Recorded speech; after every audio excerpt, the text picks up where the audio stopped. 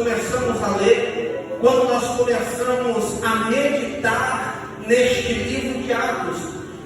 O interessante do livro do Atos dos Apóstolos é que ele vai falar de dois acontecimentos interessantes e importantes para a igreja do Senhor. O livro do Atos dos Apóstolos, no seu capítulo 2, ele vai se cumprir uma promessa a qual ela tinha sido profetizada há muitos anos, há muitos séculos antes de se cumprir. E também em Atos capítulo 2 vai ser a inauguração da igreja primitiva. Mas só que antes de eu abordar a temática aqui nessa noite, antes de nós caminharmos dentro desse texto, eu quero lembrar que quando Jesus ressuscitou dos mortos no terceiro dia, Jesus ele vai aparecer às Marias, Jesus ele vai aparecer aos seus discípulos,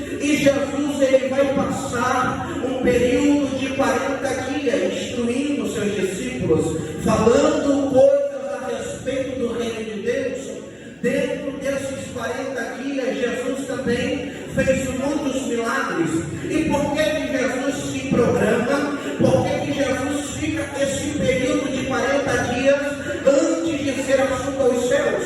Porque nós vamos ver que quando Jesus foi crucificado, discípulos, os apóstolos e todos os cristãos da época se dispersaram, e por esse motivo um dos pontos principais que Jesus tem que fazer é Jesus ir de encontro a eles, para que se cumpra aquilo que estava escrito, para que ele fosse visível aos olhos deles, como ele realmente tivesse ressuscitado, para que não houvesse dúvida da sua. Então Jesus começa a aparecer aos apóstolos. Interessante um fato muito interessante que me chama a atenção é quando dois discípulos estão a caminho de Emaús. Esse texto, essa parte da mensagem mexe muito comigo, porque tem dois discípulos caminhando a caminho de Emaús, e aí vem Jesus e se junta com eles. E eles estão conversando a respeito do que aconteceu com Jesus. Eles estão conversando a respeito do assunto que Jesus deveria morrer, e se ele mesmo fosse o Cristo, ele deveria ter ressuscitado. E eles estão conversando que já é o terceiro dia e nada aconteceu. E Jesus agora está caminhando do lado deles. E Jesus chega e pergunta: homens, o que vocês estão conversando aí? Que assunto é esse que vocês estão falando? Eles vão olhar para Jesus sem saber quem é Jesus e vão dizer: homem, tu é o único morador de Jerusalém que não sabe o que aconteceu com Cristo, com o Messias, com Jesus de Nazaré, que foi crucificado, foi morto, e ele disse que no terceiro dia iria ressuscitar, mas nada aconteceu. Então Jesus começa a conversar com eles, e Jesus começa a falar das promessas, daquilo que Deus tinha falado na boca dos profetas. Quando esses dois discípulos, juntamente com Jesus, chegam num lugar determinado, aonde iam pousar, aonde eles iam passar a noite, eles entram no aposento, e Jesus ele vai caminhando mais à frente. Só que de repente um deles dá um toque e diz: ei, homem, volte e fique conosco, porque já está tarde. Então Jesus aceita o convite para entrar e ficar com eles. Porque uma coisa que eu aprendo com a Bíblia, presta atenção aqui não, uma coisa que eu aprendo com a Bíblia é que Jesus não resiste ao ambiente que convida ele para entrar para dentro. Jesus não resiste a uma casa que convida ele para entrar para dentro. Os discípulos de Emaús que estão indo, eles disseram: ei, homem, fica conosco, já está tarde, já está escurecendo, passa a noite conosco. E Jesus não resiste a um convite desse. E eu quero dizer para você que quando você convida Jesus para entrar na tua casa, quando você convida Jesus para entrar na tua vida, quando você convida Jesus para entrar na tua história, ele não nega, porque ele está disposto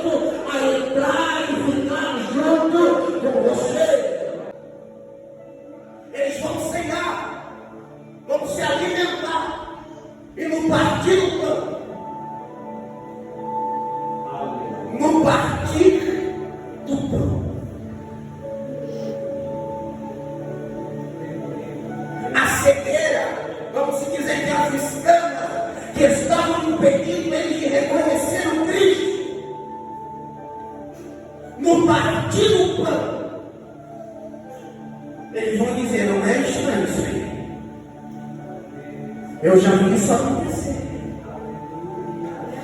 Quando Jesus deu graça e partiu o pão, ele disse a mesma coisa que Jesus fazia, do mesmo jeito que Jesus fazia. E naquele momento eles reconhecem o Cristo ressuscitado na frente deles, e eles começam a dizer: verdadeiramente, enquanto nós estávamos caminhando com ele, vindo para este lugar, enquanto ele falava conosco, o nosso coração porventura não queimava, o nosso coração porventura não ardia, porque não tem como andar do lado de Jesus, não tem como andar com Cristo e não sentir o coração queimar, e não sentir o coração arder, e não sentir nada, irmão.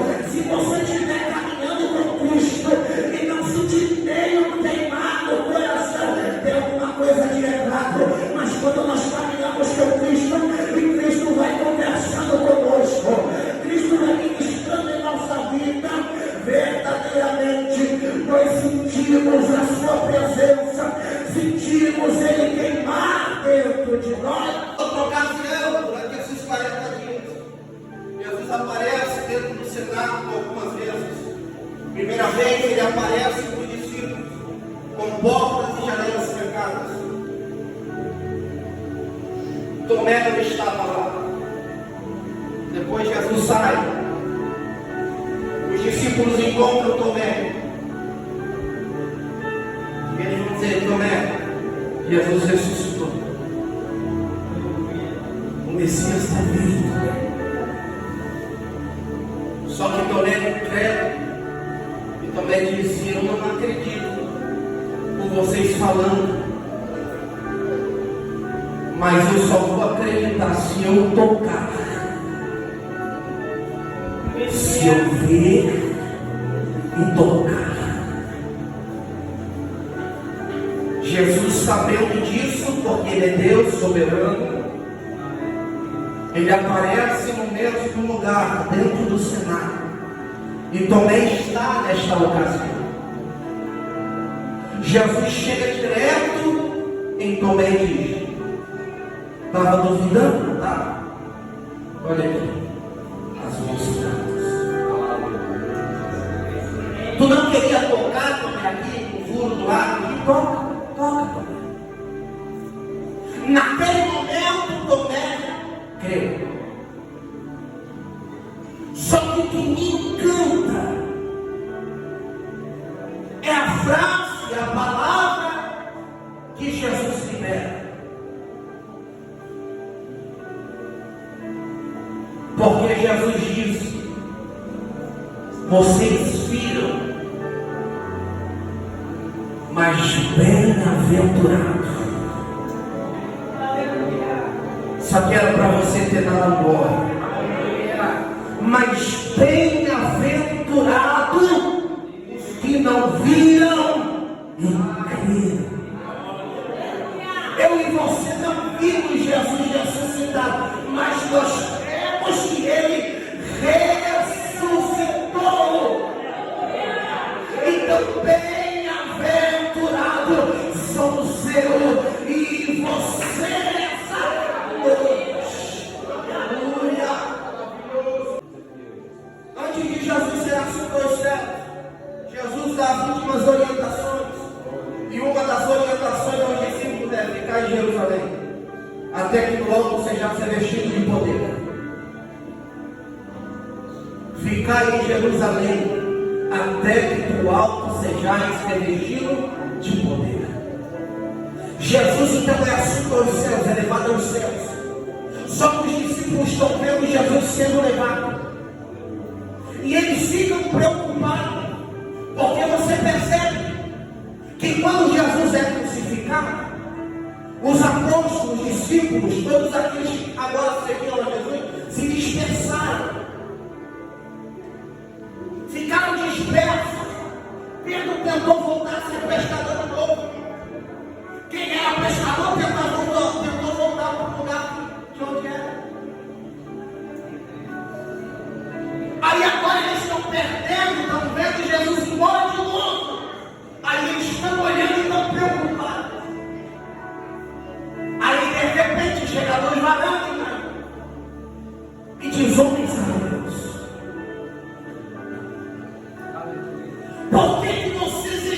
preocupados, porque o olhar de vocês é de preocupação. Se o mesmo Jesus que vocês estão vendo subir,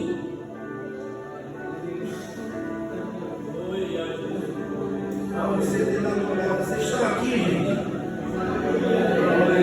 O mesmo Jesus que vocês estão vendo subir, do mesmo jeito ele vai voltar. Do mesmo jeito ele vai voltar. Eu já quero te acordar para isso essa noite. Jesus subiu, foi aos céus, mas ele disse: eu vou para preparar o lugar.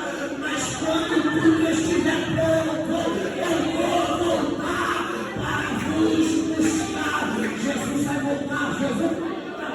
A promessa vai se cumprir. Vem cá, a promessa dessa noite. Jesus vai voltar para buscar a sua igreja.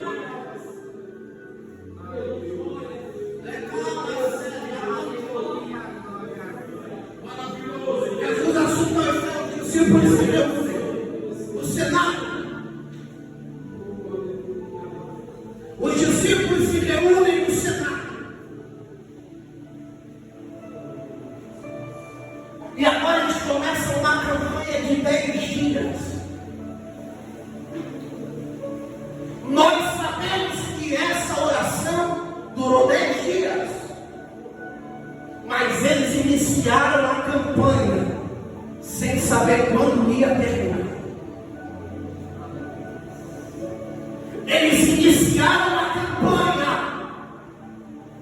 sem saber que dia que a promessa ia se cumprir.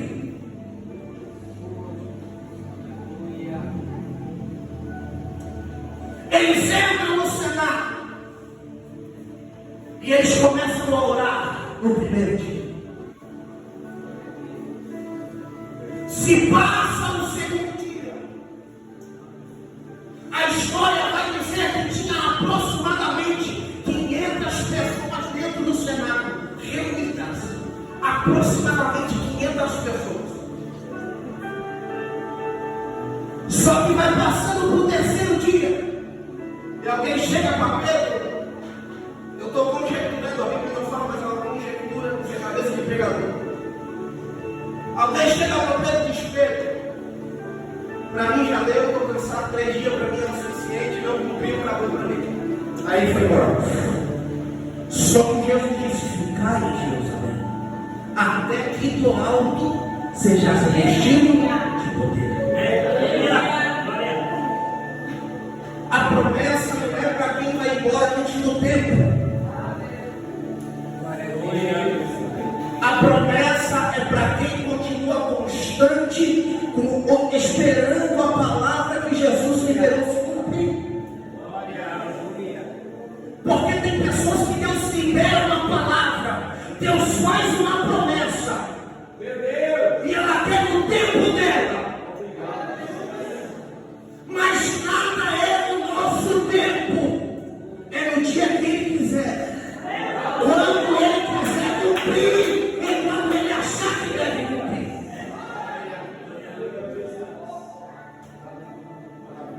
Quinto dia, vai mais um pouco embora. Pedro, para mim, já deu. Só que Pedro e os apóstolos não seguram ninguém dentro do Senado. Até porque todo mundo tem escolha de livre-arbítrio.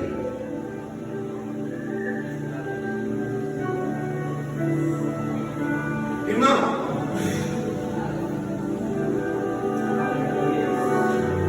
sétimo dia. Quero projetar no sétimo dia. Agora só tem 200. Chega no nono dia.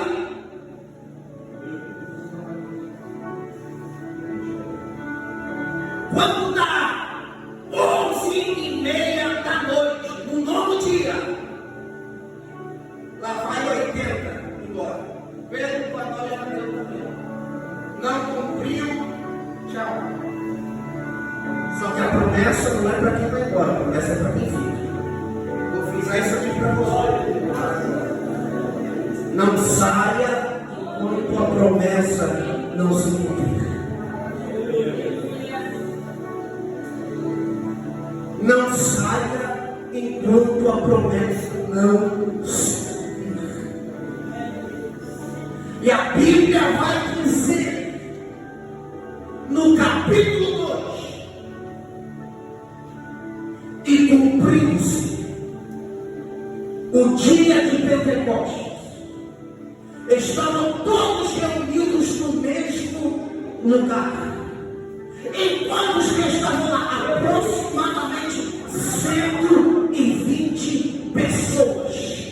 Esses 120 passaram 10 dias orando, e eu creio que a oração era assim: ó, Jesus prometeu, então nós cremos que a promessa vai se cumprir. E eu creio que tinha alguém lá no canto dizendo: vem Espírito Santo, vem Espírito Santo, vem Espírito. E lá no outro canto tinha outro dizendo: vem Espírito Santo, vem Espírito Santo, vem. E lá do outro lado tinha outro dizendo: eu creio na promessa, eu creio na promessa, eu creio. E uma coisa que eu aprendo com a Bíblia, que o Espírito Santo de Deus não resiste a um coração que está buscando sem cessar, porque a Bíblia vai dizer que eles oravam continuamente, eles não paravam, eles não desistiam, eles não retrocediam, eles oravam diariamente, todos os dias, durante os 10 dias, eles estavam orando, e cumprindo-se o dia de Pentecoste, veio do céu um som como de um vento veemente e impetuoso, e encheu toda a casa aonde eles estavam assentados. E o texto vai continuar dizendo: e viram-se línguas repartidas como de fogo, que se pousavam sobre cada um deles, e eles começaram a falar em novas línguas, conforme o Espírito que estava sobre eles nos concedia que falasse.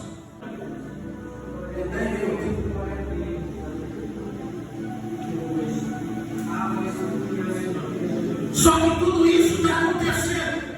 É o dia de Pentecostes. Pentecostes quer dizer 50. Era o dia em que os judeus se reuniram para comemorar as primícias. E a gente sabe e conhece, mas não vai adiantar aqui. O barulho que aconteceu no cenáculo foi tão grande que chamou a atenção de quem estava fora. Eu não sei se eu já falei isso aqui, mas se eu falei, eu vou repetir. O barulho que aconteceu dentro da casa foi tão grande que chamou a atenção de quem estava fora, pastor. Porque assim deve ser a igreja. O barulho de Deus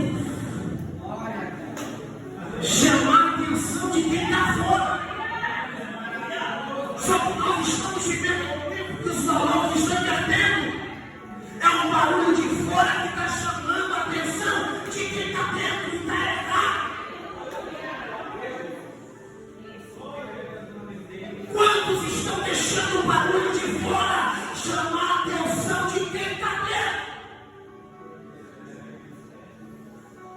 Quantos que estavam dentro e na virada de ano deixaram o barulho de fora, os puxaram para fora?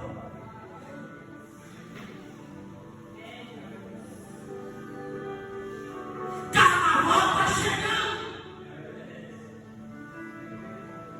E aí a igreja vai continuar fazendo barulho dentro para chamar a atenção de quem está fora? Ou a gente vai deixar o barulho de fora chamar a nossa atenção?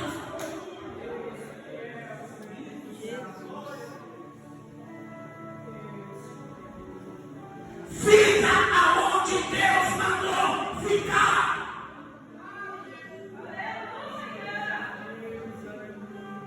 Se Deus disse fica na igreja, fica na igreja, porque é aqui que a promessa que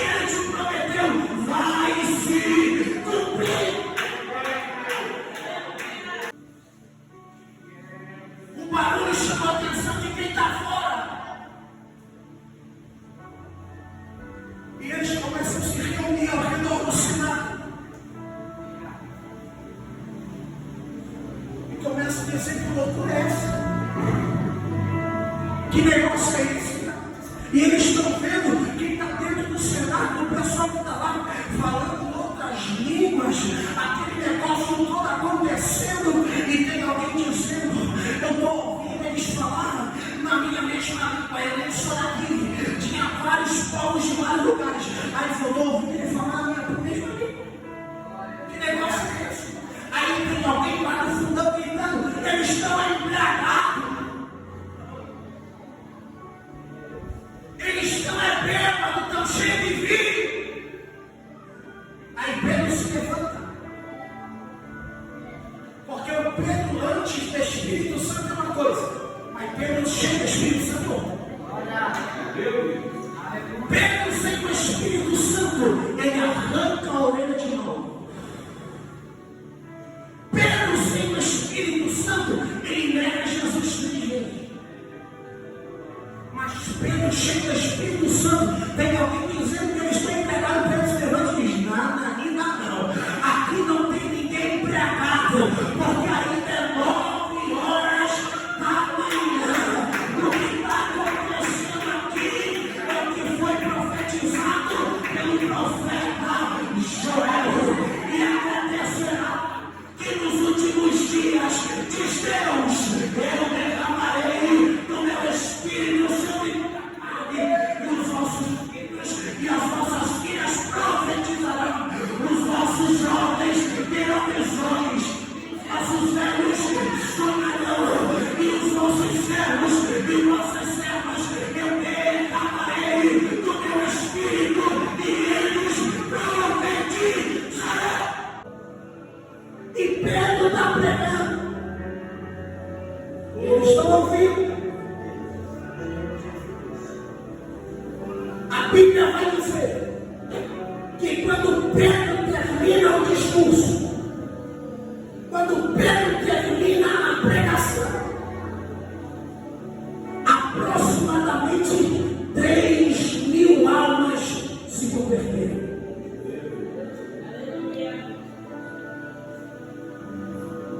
3.000 almas se entregaram.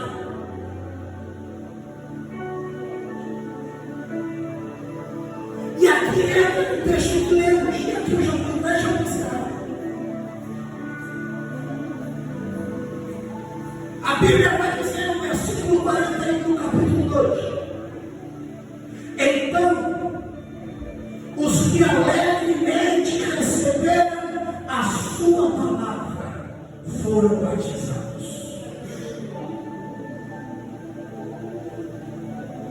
E o texto continua. E naquele dia acrescentaram-se em torno de 3.000 almas. E eles continuaram firmemente na doutrina dos apóstolos e na comunhão, e no partir do pão e nas orações. Aqui está o segredo para o crescimento de uma igreja. O segredo está aqui. Porque no versículo 47 vai dizer: louvando a Deus e tendo o favor de todo o povo, e o Senhor acrescentava diariamente à igreja ao que estavam sendo salvos. O texto está dizendo que diariamente Deus acrescentava pessoas à igreja. Deus dava almas aos apóstolos. Porque a oração dos apóstolos é: Deus, dá-nos alma. Dá-nos alma. E parece que a nossa oração inverteu. Deus me dá um carro.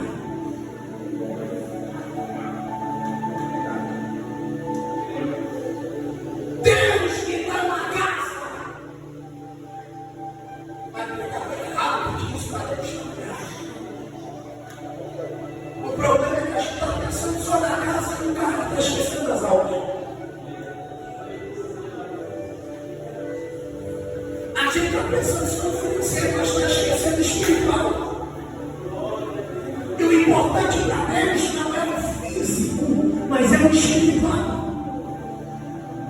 Porque o próprio Jesus disse: buscar primeiro o reino dos céus e a sua justiça, e as demais coisas não serão acrescentadas. A Bíblia ensina a buscar primeiro o reino, primeiro as coisas em cima. Porque quando você busca primeiro as coisas de cima, as de baixo não precisa correr atrás.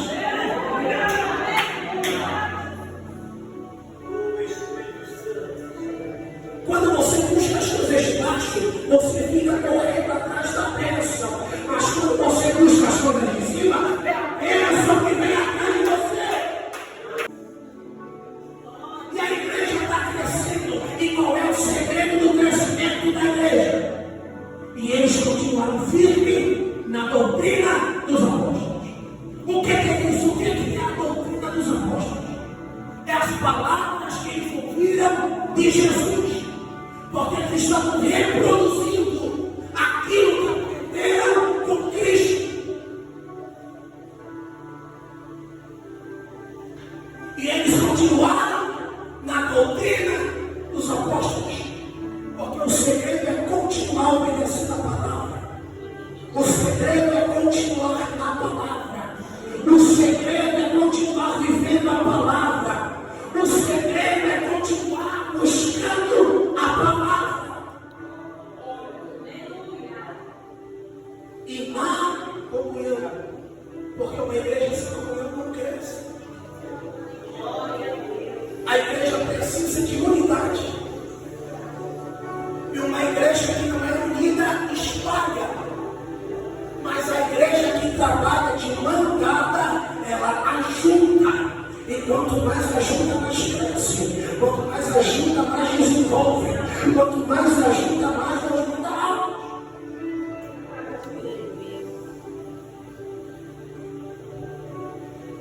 O texto vai dizer que eles também continuam compartilhando o pão. E o que é o partir do pão? Olhar para a necessidade do próximo e ajudar. Se eu tenho pão, meu irmão, não tenho, eu pego ele e divido com ele. E nós vivemos uma geração que olha só para o seu empenho. Se eu tenho, tá bom, quem não tem, que fique para lá. Mas a Bíblia ensina a partir do dividir. E nas orações. Eu vou encerrar aqui. 9h14, o horário do pastor Pedro 9h15. Aqui está o segredo do crescimento da igreja. Tanto a igreja física quanto a igreja espiritual. Porque é diferente. Eu vou entrar nisso aqui, mas é diferente. Ou você busca o que é a igreja física e o que é a igreja espiritual. Tá bom? Mas aqui está o segredo para mim vencer.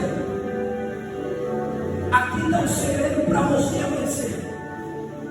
Aqui está o segredo para a tua casa vencer. Aqui está o segredo para a tua história mudar. Aqui está o segredo dentro da palavra de Deus. Eu preguei tudo isso aqui para te dizer: fique com a palavra. Entre qualquer coisa, escolha a palavra. Independente do que te ofereçam, fica na palavra.